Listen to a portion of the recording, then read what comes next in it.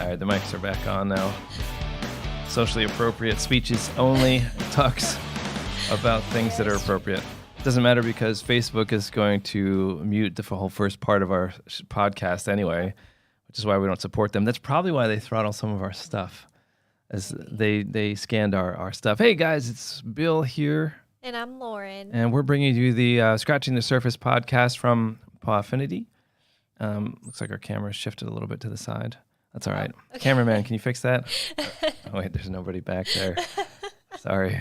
This is not a broadcast studio. What's that? The studio audience? Broadcast? I do have claps, though, don't I? You do. Nope, that's not it. One day we will. I have to label these. Yeah, that's more like it. It's magic. I like the magic one. Anyway. So what is this week? Planning for success in 2023. Do we have any updates? There's not really because it's the holidays. We are going to be working on an update here shortly. Yeah, some stuff coming out. Eventually, it'll be out. I wouldn't get too excited about when, because that's variable. But there is some new stuff coming out that'll help you guys out with subscriptions and other cool stuff like that. Yes. So 2023 is right around the corner. I know it's the middle of the very busy season right now, but we're just a few weeks away. Yeah, it'll get here just before you know it. And so most people are too busy scrambling around, trying to patch problems as they're popping up with busyness, which is great. You know, like I always say, busy is good. That means you're still in business. Yes. But don't forget about next year. So we have an opportunity now to start planning for 2023 and make sure that next year is solid, because we may come into some more difficult times. There may be some obstacles or challenges in 2023 that we're not used to since 2020. I mean, it seems like it's been an up and down roller coaster. A couple of years. Like 21 was really good for everybody out there. For the most, that was nasty. For the most part, 22 was pretty good for everybody too. But there might be some economy changes. Yeah. The Fed is really looking to put the stamp on growth in the United States. So we're going to give you 4 tips that you can use to help make it better. Yeah. To help plan ahead and get in front of this. Try to just be resistant to any kind of economical changes. So jumping into number 1, review your policies to adapt to a changing world. It sounds really good. That's a very impressive title. So a lot of people like to take the new year and create new policies with that. So I would say one big thing to do is... What sort of policies, Lauren? Well, like cancellation policies and just new terms and conditions that they would implement in their business. Okay. So when you're building your policy this year, one thing to keep in mind, of course, take the things, reevaluate your 2022, and then take the things that didn't work very well and try to build a new plan to help fix that. Such as, because we're stumbling here, this is grinding. This is like, I felt like you were in a Jeep in the mud. No. And your wheels were going really fast, and it wasn't really moving the Jeep forward because it's just. If you had a lot of cancellations in 22, it starts to sink in there, and you don't have a cancellation policy, maybe implement one. However, keep in mind, be flexible. Yeah, people are people, you're doing it. Right? Yeah. So if you start charging people like $50 for cancellations and things like that, and then don't give them the opportunity to use that money in the future. So one thing that you don't want to do. This is an example of bad business. Someone cancels their appointment on you. You charge them 50% deposit, which let's just say is $50 because I don't really want to do math today. And then you keep that 50, and then the next time they go to book with you because they apparently forgot that you charged them that, you don't give them the credit. You know, if that were my business and times were tough, even if times weren't tough, I would throw a $50 credit on their next appointment because they showed they want to use you. You have a real client, like a long-term client here. Otherwise, they would have just canceled and then gone somewhere else. I wouldn't, honestly, if you charge me $50 because I had forgotten about my son's doctor's appointment or something, I'm never going to use you again. That's just the way it's going to be. But next year, you might see people doing that because they really can't afford it and they don't want to tell you that. So they're going to make up things like Granny died. Any excuse. Poor the grandmother that I'm always killing on the show. She's always dying or sick or something, but they're going to make things up. The dog ate my homework kind of excuses is what I like to call them. And so don't penalize them for that just because. Now we understand you need to make a revenue. You need to continue making money. That's understood. However, when that client shows that they want to come back, my suggestion is that you give them something in return. I mean, they came back to you even though you charged them for nothing. Yeah, and I mean, it might not have to be, let's say, the entire $50. Maybe credit like 10 or 20%. 15 or something. Yeah. Yeah. Credit something towards that appointment. Something, because they understand that they may have screwed you over. But like again, if I am having a hard time paying my bills and my dog groomer charges me $50 and doesn't actually like groom Fluffy, I mean, the other thing that they could have done is possibly just groom the dog for $50 this time and been done with it. Say, hey, look, I understand times are tough. I'll give you a 50% discount on this one only for one time to try to help out. Now, and we expect things to get better in the next 2 months, and we'll book your next appointment now. So do something to keep your business flowing forward instead of just sticking to these rigid constraints that you guys like to put sometimes. Be flexible, and understand the economy, understand that what, some people are going through. Because what I read was even though the Fed is looking to the Federal, Reserve, they're the ones that control the interest rates. I'm not an economist. I don't talk about finance. I don't really care about that stuff. But the Fed wants to, they're raising the interest rates to slow inflation, to get everything back in check, so the dollar doesn't become worth like one Chinese yen or something like that. Is it yen? I think so. Japanese yen. Chinese, I don't know what they sell over there. Who cares what they're? Yeah. Is it yen? I think. Yeah, I think it's yen. Yes. So whatever. Anyway, they're worth like 1,000th of a penny or something like that. So they don't want the dollar to go, loses all of its value, yada yada. They're going to keep raising that rate until right about now when they notice that the economy starts to collapse. And then what they're planning on doing is holding it here until what I've heard is Q2 or Q3 of next year before they start reeling it back in. But during those times, I've read articles that were talking about staffing reductions in major industries. And what you're seeing now, like you may have seen some of those, the larger, what was the one I just spoke of just not too long ago? Some really large company just laid off a couple thousand people. I mean, Twitter. Yeah. let's just go straight to Musk here. Staff. We have Twitter that laid off, a tremendous amount of their staff, but you are actually seeing that across the board. They're reducing staff to decrease corporate bloat, is what I like to call it. What that means, though, is that your clients might lose their job as the economy improves. Just think about that. In order to improve the economy, this was a Forbes article that I read. It said that they had to deflate the workforce a little bit, which was really interesting. I've never heard of something like that before. So, but just keep track of that. And if you see that people are losing their employment, and we're not just talking about hourly employees at like McDonald's or something, we're talking about corporate jobs, people with skilled labor that are doing things. And so it could be at any level. So you can't say, oh, well, this family's rich, I know they can afford it. They might not be able to afford it if one of them lost their job. That's true, yes. So never make that assumption. Everybody's situation is different. Be flexible. Run your business. Yep. You know what I'm saying? So if you're not busy, then you're not in business. Yep. Number two. Number two. Implement subscription-based services. So the good thing about subscriptions is that Hallelujah. The revenue keeps on coming in. Dance thing. You know how you do the dance and then you go up and you go down? Oh, woo. Yeah, there was like a movie that did that. I don't think it's woo. I think it's woo. You got to get it. You got to. That was bad. That was really bad. You don't want to hear me say that. Yeah, subscription services. Let's go back to this. Well, that's not. No, I wanted this. Oh, no, I have magic crickets. Okay. So the great thing about subscription services is the money keeps coming in every month, and you don't have to do anything to charge a client. It just automatically comes in. Think Correct. of like a gym membership. You pay each month. It just keeps coming out of your right. So I had an interesting phone call with an individual out of, I think it was Las Vegas, Nevada, and he was new to the industry. He actually moved himself from tech to owning a pet business, and we had a really long, like kind of geeky, heartfelt conversation, and so it was actually really good. But one of the things that he mentioned was over the pandemic, when they saw a lot of their peers going out of business, his quote, this is an absolute quote. He said that his subscription service for his daycare and grooming, that's what kept him afloat. He didn't really have to leverage the payroll loans, and they definitely didn't close their doors. But this facility has like won all sorts of awards. It was brand new. I think he's only been in business like 4 years.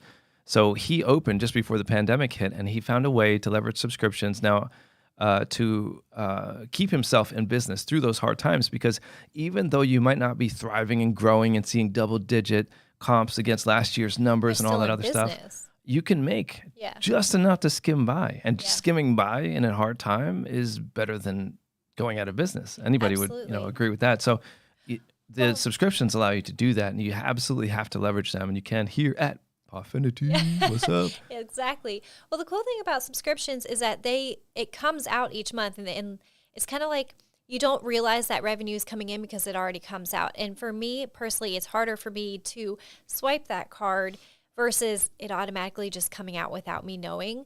So you might have clients. You're talking about the pain of payment. Yes, the pain of payments. So it's a lot less painful to have those subscriptions come out because you don't. Well, you can plan for it. So, I mean, your clients, now you got to think about it. It's not just you, but it's your clients. They're coming on hard times. They still want to take care of Fluffy because, I mean, poor Fluffy, like he went from, they don't even sell Innova food anymore, but I'm saying like he went like I don't know what the top of the line food is anymore because my guy Sketch is no longer with us. He was old. It's not like I gave him away. He's old. He's dead now. So let's just be clear about that. He didn't give the dog away. He was rescue. And you imagine rescuing a dog and then giving him back to like a rescue? That poor dog would be tormented for life. But Sketchy was really no, he was a good dog, big guy. He lasted a long time. Yeah, like 13 years. Yeah. But anyway, so he used to eat Innova food. That was like the big deal. I think they got bought out by somebody and they got put out of business. But it would be like going from the top of the line food, like an Origin, I think they're still in business, down to like Kibbles and Bits, So you feel bad for Fluffy because they're now eating Kibbles and Bits. Nothing against, was it Pedigree? I think that makes that. Nothing against their food, but it's definitely not Origin. I think everyone could agree about that, including the Pedigree company or whoever makes them. But you don't also want them to be stinky, and you don't also want them to be like all, like dreadlocks hanging down. I can picture super fluffy. Those poor dogs. You see them because they get the mats under the arms. Yes. You want to still take care of them. So your clients are budgeting. They want to get that done. And so the point of what I'm saying is your subscription makes it easier for your client to budget. And so, I definitely, that's the way to go.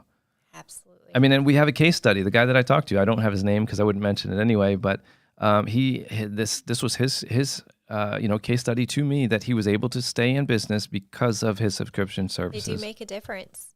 Even if it's just a small amount of a subscription coming in a month, it makes a difference. Absolutely. Yeah. And so what is this? Memberships. And you guys can create all sorts of things with memberships. If you have any questions on memberships and what you can do with those memberships and subscriptions, it's mostly the same thing depending on how you implement your service. We call them subscriptions inside our system because you can make them whatever you want. There are little nuances between them that are different, but in the grand scheme of things, you give some sort of service and your client pays for it monthly or however. Contact us if you don't know how to use the subscription services inside your account already, or if you're not a Pawfinity client and you want to elevate your software, come on over. We'll get you set up. It's actually relatively painless to get going. Absolutely. So number 3, educate your clients on ways to get the most from your services. Yes. So if you have expectations for your clients, be sure that you're teaching the clients what you expect from them. For instance, if you have a cancellation policy, I'll go back to that because that's really popular. You don't tell them about it. Don't tell them about it as they're canceling. And then you charge them ahead of time.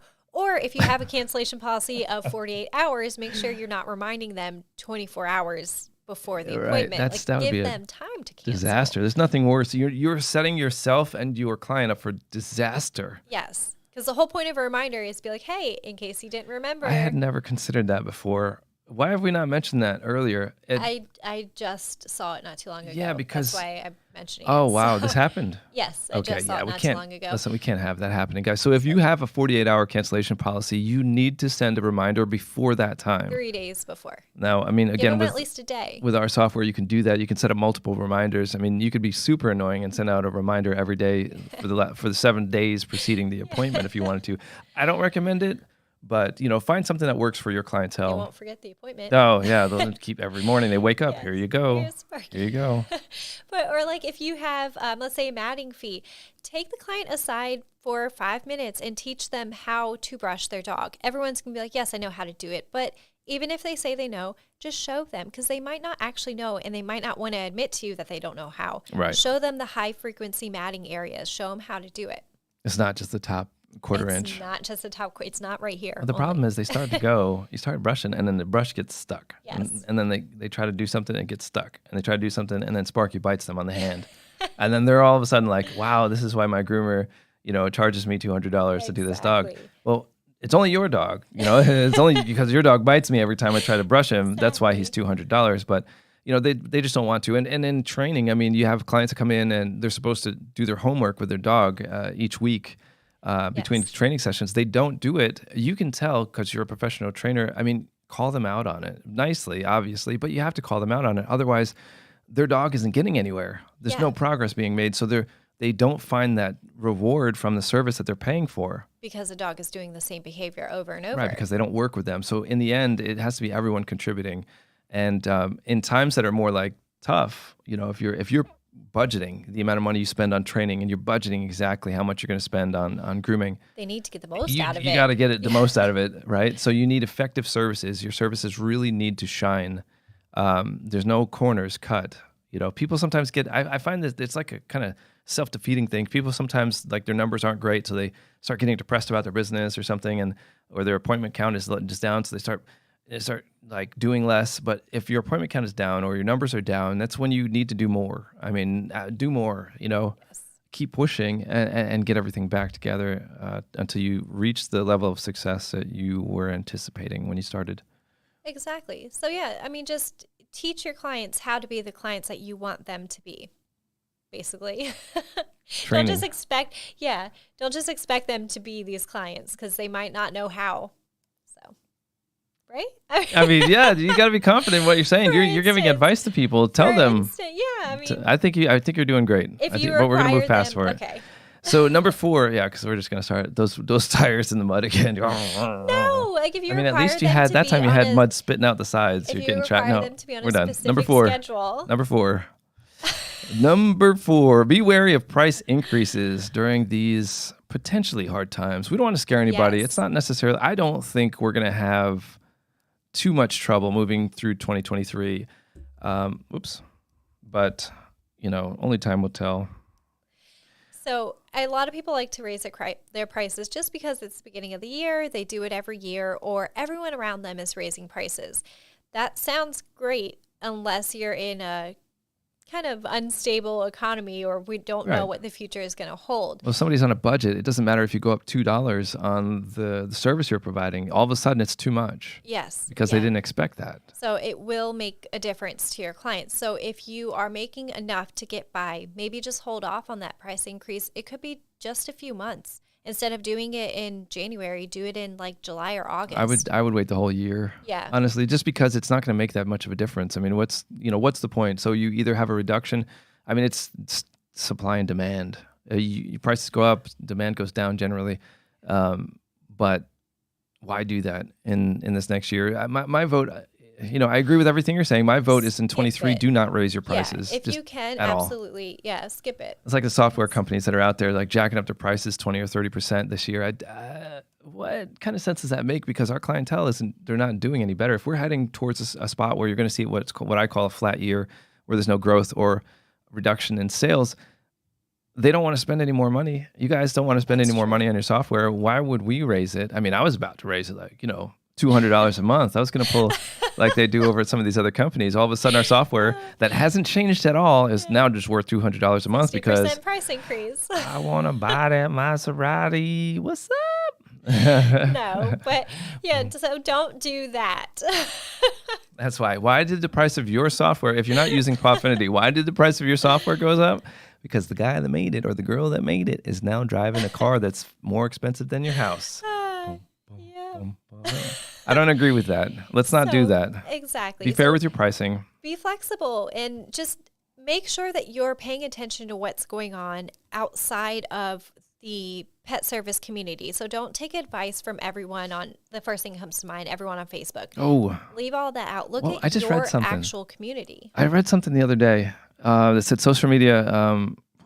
What was it? Something about social media, but it said something about it's everyone with a bad idea coming together to support each other and speak more loudly, something like that. Yeah. And it wasn't from me. This wasn't my quote, but I read this somewhere and I agreed with it wholly because people will tell you to do stuff on social media that they would never do themselves just to true. see if you would do it. It's like seen it. It's like to go ahead and jump. Yeah, go jump. Or steal that purse from the department store. Go ahead, do it.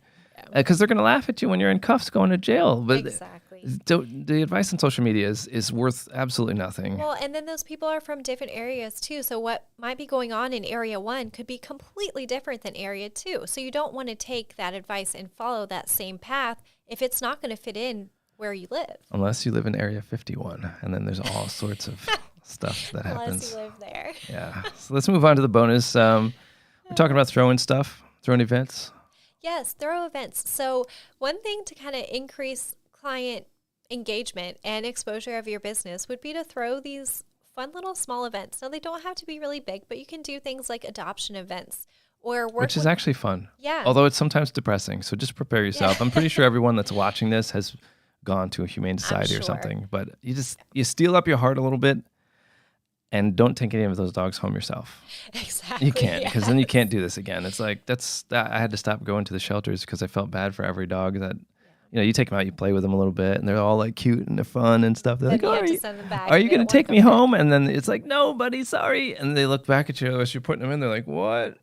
I thought I was going home." Exactly. It's like, oh my God, you got to deal with that the whole way home. Yep. That all you see is Sparky's That face yeah. going sad. Yeah. So, but anyway, steel up your heart. I like adoption events. I think they're fun. Well, the cool thing about those is if you throw them at your facility, you can advertise your services too. So you can talk about baths if it's a short hair dog, or if it's a daycare facility, talk about the daycare or the fun little like events that you throw there. So it not only gets them the dog, but it gives them a place to bring the dog after. So, or you could do fun little parties, like Valentine's Day parties and stuff like that. Oh. Yeah, just get your clients engaged with the business. So far out of touch with. It's fun. You can have fun with Fun it. It stuff. doesn't have to be really big, but you can have fun with it. That's why she's here, is for the fun stuff. I mean, I'm just here to break everyone's spirits. Apparently, I just say the boring business stuff and the numbers and the techie dot. Just get creative with it. I do not have fun. You can meet up with. I know our numbers and stuff. I like this kind of stuff, the creative stuff Yeah. of business. Get up with a local vet and maybe do some low cost vaccinations. That would be great, especially if there's changes in the economy, because everyone needs shots for their pet, but they might not be able to afford them at the vet. So Oh, you mean the vet Just comes to their options. facility yes, with a whole bunch of syringes? yeah. Is that legal? They do. Can I I do don't that? know. Look up. Talk Make sure to that's the vet. before you take that advice. Make sure it's legal to be running around with all the syringes. I Well- think they can, because they do those spay and neuter trucks all over the Yes, place. That's what I was going to mention. I'm sure they have a Or lot of maybe- needles in there. Yep. Talk to one of those places. See if they'll throw in a spay and neuter event at your facility. Well, Anything like that. Yeah, because here, I think in Myrtle Beach also they had a truck. It's like a big, huge bus that Yes. drives around. I don't know where they get these buses from. It's low Is cost. it the same bus? vaccinations. Do they just drive that same bus all over the place? I'm not sure because we had them in it wasn't. Virginia as well. Oh, well, that's a long drive. I don't know if they're driving the same bus all up and down the East Coast I think it's just different of kind the United businesses. States of America, but I do think that they have them in cities and stuff like that. Yeah, I think it's just like small businesses that offer low cost vaccinations. That bus is probably like 200 grand, so I don't Oh, really I'm think sure the it's not business is too small. Then they got to outfit it with their vet stuff in there, because I mean, where do they put the parts that they're taking out? Does anybody know? Let's check. I forgot to check and see if anybody's been chatting Oh, with us. Probably goodness. not today because it's busy. But where do they put the parts that they take out of the dogs in that bus? Do they Just- take them out to the local Kohl's trash can and just toss them in there? They got this orange like biohazard bag. The Kohl's people are like, "What is that? What's in there?" Splat. Ew. All right. So I mean, you could do fun things with Yeah. other like vets and things like that. Just try to find fun events that will cause engagement, but also bring new clients to your business. People love that stuff. You guys can connect. If you have never done this before, you can connect with local vendors. All jokes aside, because I'm Yes. feeling a little silly today. You can connect with local vendors. That would be more than happy. You have food trucks. You have all sorts food of. truck events. Those are popular. Well, I and mean, fun. no, I mean food trucks to the vaccination thing, where the Yes. vet is also doing spay and neuter stuff and questionably discarding biohazardous You can charge materials. them vendor fees for being there if you want, like small vendor fees, and that's another way to make a little bit of money off of it. But Yeah, or it's just the exposure. supporting local businesses. Because they can also, so you guys can co-brand. You can all split the cost of the advertisement to go out to people, Yes. and it becomes mutually beneficial. I mean, get some stuff to sell. If you're a training facility, get some cool Kong toys, or I'm sure they have newer stuff out there that's even fancier. But I know that I liked those ones with the knobs that go, you toss them and they bounce all over the place. Yeah. Stuff like that. And it just, you could sell them for 50% off. I mean, sell them for wholesale. At that point, who cares? The point is that you're selling something to someone that is not necessarily a client and getting them interested in your business. Absolutely. Yeah, I think that's great. I think if you guys, we also have that other episode on dealing with tough times or something like that. Yeah, recession proofing your business. Yeah, so visit our page, pawfinity.com/podcast, to see the previous 19 episodes. This is episode 20. Episode 20. Woo woo. I think we should have like a champagne toast in 25 because that's a big number, That isn't would it? be fun. Yeah. Yeah. Awesome. Okay. I was just Well, like, join us I don't next think Monday. we can't do that. They can't. I think we get flagged as inappropriate content if we do that by YouTube. But we'll pretend to toast. But Join us next Monday at 10 a.m. Eastern Standard Time for our next episode. Yeah, that's it, guys. Do good stuff. Sell things. Get busy. Well, be busy in your Monday. business, not get busy. I'm not sure how they might take that. I mean, get busy too. Let me put our music back down. Get busy too. Have some fun. There you go. Happy Monday.